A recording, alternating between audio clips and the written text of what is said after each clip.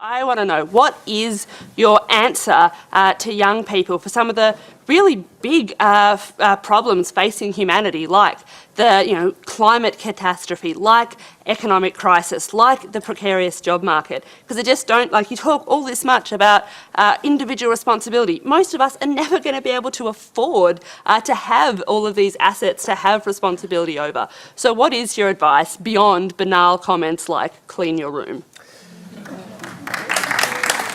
Well, it's actually rather difficult to answer a question that ends with your comments are banal, politely. So,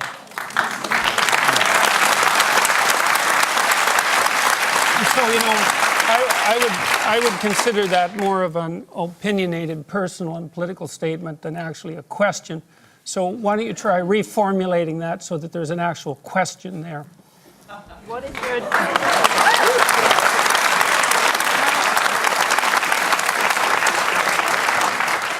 So what is your advice to young people when you talk about you need to be individually responsible, but when there are things that are so far out of our control, like climate catastrophe, like the precarious job economy, like the economic crisis, what is your answer to people who are facing these questions? Do you think that you're worse off than your grandparents? I think there are different challenges. Do you think you're worse off than your grandparents? I think that Jordan, once again, we're not going to cross-examine our questioners. So try answering the question about collective responsibility on climate change, for example. Pick one part of that, because the argument, I think, is that individual responsibility does not change the climate, does not fix the problem that needs global collective responsibility. So I think that's the core of the question. Do you have a theory about that? Well, fundamentally, I'm a psychologist, and my experience has been that people can do a tremendous amount of good for themselves and for the people who are immediately around them by looking to their own inadequacies and their own flaws and the things that they're not doing in their lives and starting to build themselves up as more powerful individuals. And if they're capable of doing that, then they're capable of expanding their career. And if they're capable of expanding their career and their competence, then they're capable of taking their place in the community as effective leaders. And then they're capable of making wise decisions instead of unwise decisions when it comes to making collective political decisions.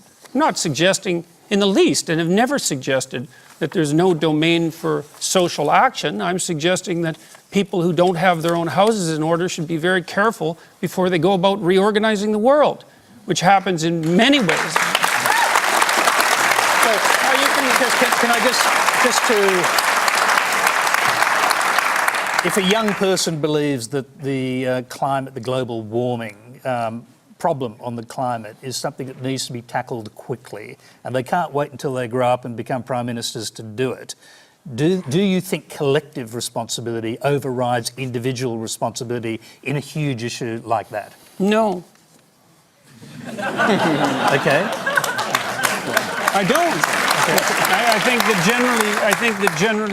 think generally people have things that are more within their personal purview that are more difficult to deal with and that they're avoiding, and that generally the way they avoid them is by adopting pseudo-moralistic stances on large-scale social issues so that they look good to their friends and their neighbors.